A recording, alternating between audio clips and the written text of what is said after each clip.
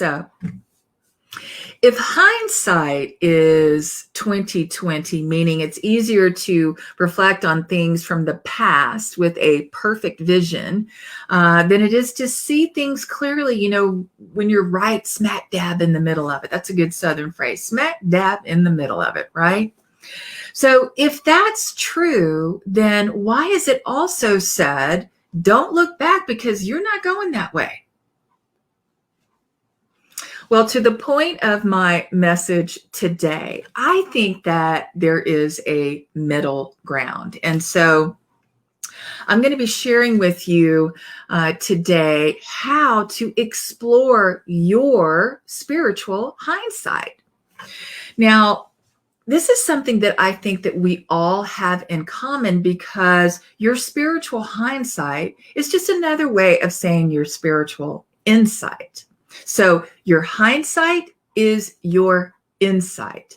Let's just say that together. Your hindsight is your insight. My hindsight is my insight.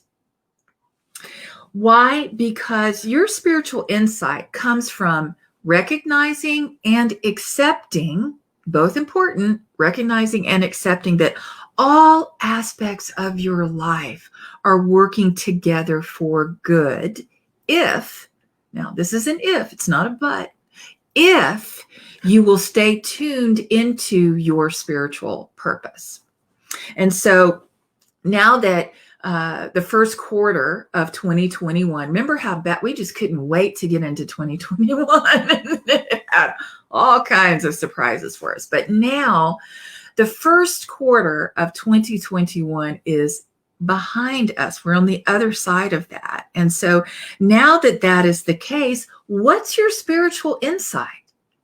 And how are you going to apply this to your life so that you're better for it? Two great questions. Now, I ask this, though, knowing that some of you are just not ready to answer this question yet because you're like, Ann, I'm still in the middle of it. I'm still trying to figure out what in the heck just happened with a year of pandemic, a pandemic year and counting. I don't even know how to describe what has just happened. And so I just want you to know that I get it. I truly do. I truly do. And I'm asking you to hang in here with me today because this is why you hear me say so often, your point of power is always in the present moment. Your point of power is always in the present moment, the now moment. You always have the power of your mind. You always have the power of your thoughts. And you always have the power to change course. Mark Twain talked about it this way. He said, 20 years from now, you will be more disappointed by the things you didn't do than by the ones that you did. So throw off the bowlines, sail away from that safe harbor, and catch the trade winds in your sails. Now, I share this with you because if you haven't already, now is the time to take into consideration all those things that you have realized and discovered that you wish that you had been doing all along. It could be a short list, it could be a long list, but whatever they are, now is the time to put these lessons learned into play, into practice. This has been an emotional year for so many of us. Some have felt really worried and afraid at times, while others felt optimistic. Some have been bored, and some have been overworked and are exhausted and depleted. Some have had some pretty major bouts of anger, while others are peaceful. And there are other stories to tell as well. Some lost their jobs and their income. Some lost a loved one, or maybe loved ones, plural, right? And some during this time lost their way with sobriety, and they lost their way in an addiction. And so with all of this, for the love of goodness and all things sacred, let's not waste this time that we have been through. My dear ones, it is time to do some spiritual spring cleaning and to take a little inventory, In other words, it's time to have some insight about your hindsight. It's time to answer your wake-up call, and please do answer. Don't let it go to voicemail. And if you do let it go to voicemail, make sure to check your messages, right? The universe is calling. And so, what are your lessons learned? It could be to take better care of yourself. It could be to bring more things of joy, things that bring you joy into your life. It could be to not take anything for granted, right? Maybe it's something to do with technology and how you learn to do things that you never thought that you could, right? That means, going online and meeting virtually with coworkers, or maybe it was a doctor's appointment, or your church community, or maybe it was a happy hour, right? Or a social hour. You virtually brought people into your home. Maybe you learned something about your own resiliency and your own adaptability because you had to. Maybe you have a new respect for who are our essential workers, our doctors, our nurses, our teachers, our grocery store workers. Perhaps you learned a new way to use your voice for what you stand for. Not so much what you're against, but what you stand for. Maybe you learned to speak your truth even if your voice shakes. Perhaps you got a new glimpse into the state of affairs of our environment because the lockdown visibly showed us that it helped Mother Nature. Perhaps you learned something new about a family member or a friend, and this something new is a trust issue. And now it's something that you struggle with. So my question for you is this: where have you felt the most pressure during this time? And what lessons are you going to take with you? What lessons are you bringing with you? Is it financial? Is it relational? Is it spiritual? Because here's the thing. There are no magic words. There are no magic wands. There's no pink frosting and rainbows and all of that woo-woo stuff. There's none of that to just kind of wave over these experiences. As Louise Hay used to say, I don't fix my problems. I fix my thinking, and then my problems fix themselves. Let me just say that again. I don't fix my problems. I fix my thinking, and then my thinking fixes my problems, right? All things considered, right? All things considered, when you choose to mind your mind, to train your brain, this time of COVID-19 could just as easily be a catalyst for something good in your life. A deeper understanding maybe of, putting away some emergency savings. It could be that, you found out that family means more to you than you ever realized. It could be that your beloved community, our church community here, is so much more than the sacred building, the space that we meet in person. We love it. We can't wait to get back to it. But I think that we've learned that community is more than a building structure, right? In other words, your insight about your hindsight can lead to something good. Now, I promise you, I am not trying to be Reverend Pollyanna here. I'm not. So don't just take it from me. In the letter of Paul to the Romans, here's what Scripture says.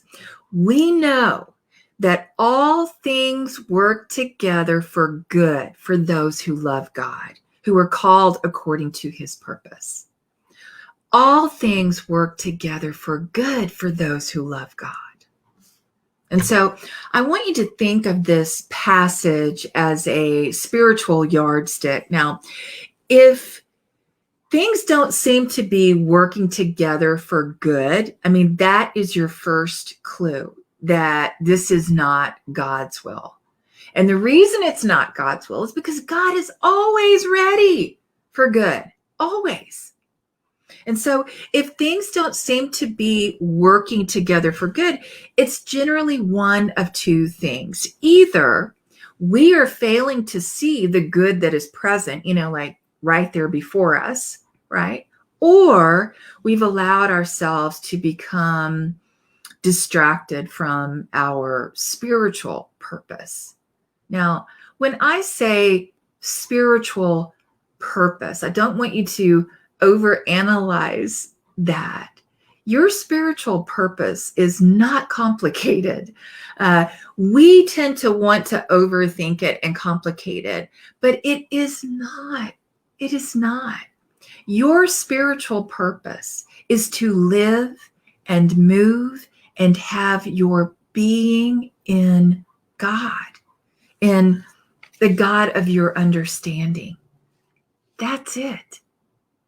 Live, move, and have your being in God. That's your spiritual purpose. And so I want to shift gears here for just a minute to share a story with you that really anchors the idea that I shared in the Mark Twain quote just a few minutes ago. And that idea is that 20 years from now, you will be more disappointed by the things that you didn't do than by the things that you did.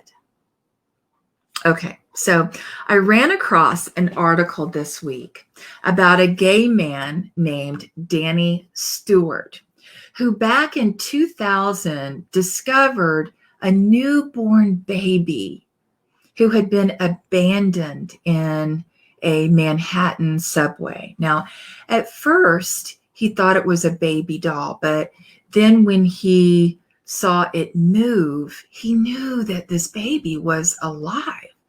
And so he did what he could, and he called 911 as quickly as he could. Well, his partner, Peter Mercurio, arrived just as the police was taking this infant to the hospital. And so Peter said to Danny, "It's not the end.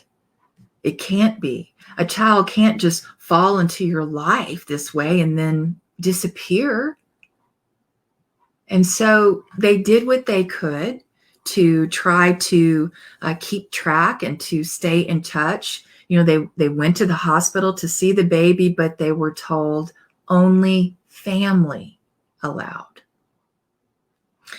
A few months later, because Danny was the individual who found this precious one, he was asked to be present at a family court hearing for the baby. And that's when, out of nowhere, the judge says this: "Mr. Stewart, would you be interested in adopting this baby?"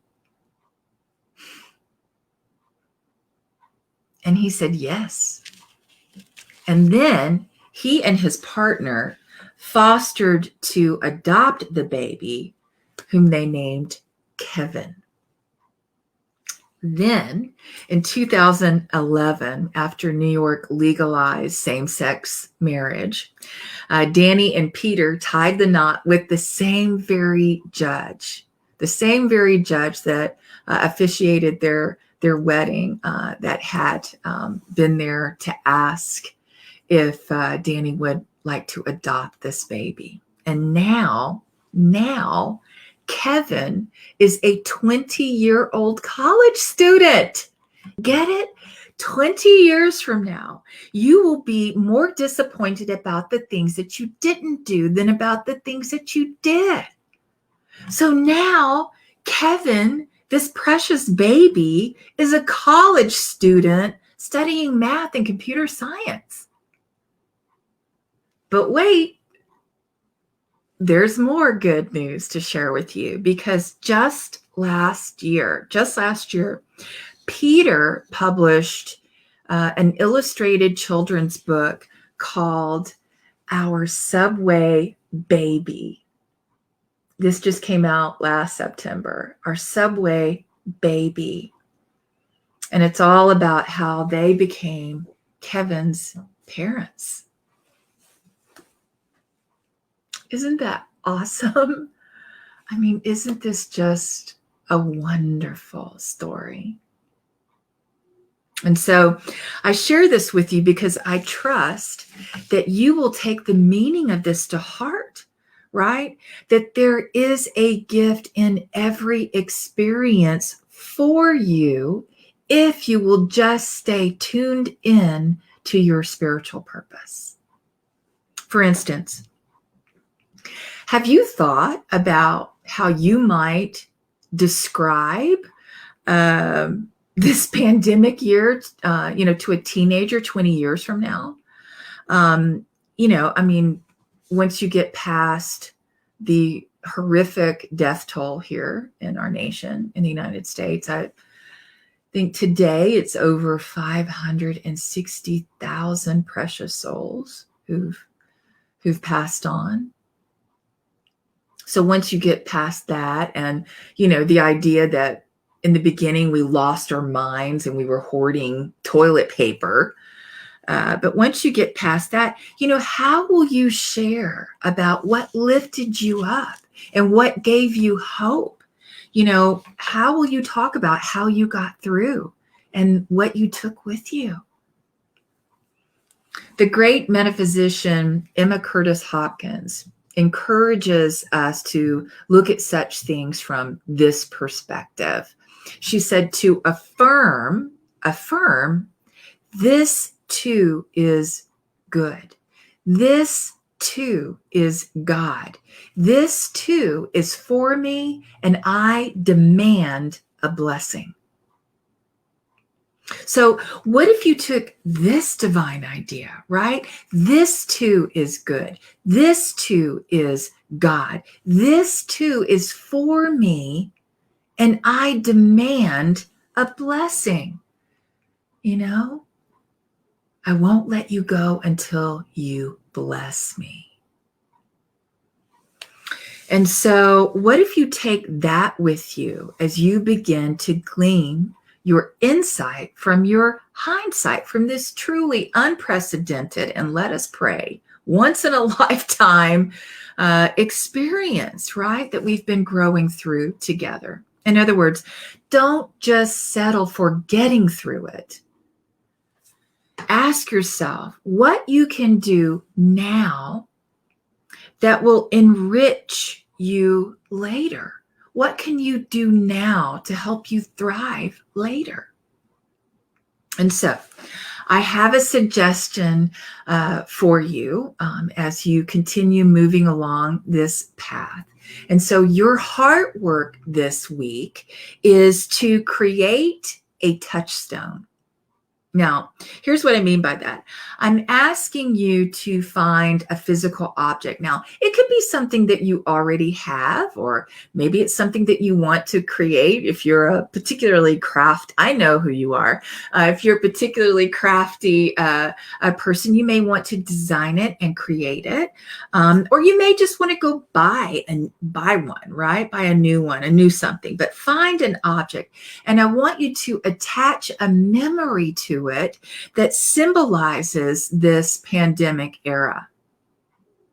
And then I want you to place it somewhere prominent where you can see it so that it reminds you of your spiritual hindsight. Now, it might be slow your roll, right? It might just be to simply slow down and appreciate life. It might be to be more flexible. Don't be so hard on yourself or others. It might be to listen more deeply. Listen to those God whispers before they become a cosmic 2x4, right? Whatever it is, attach a memory to it so that it reminds you of your spiritual hindsight, which is your insight. Take this with you because these are your unique lessons learned. And so ends our message for today. Thank you, and God bless you.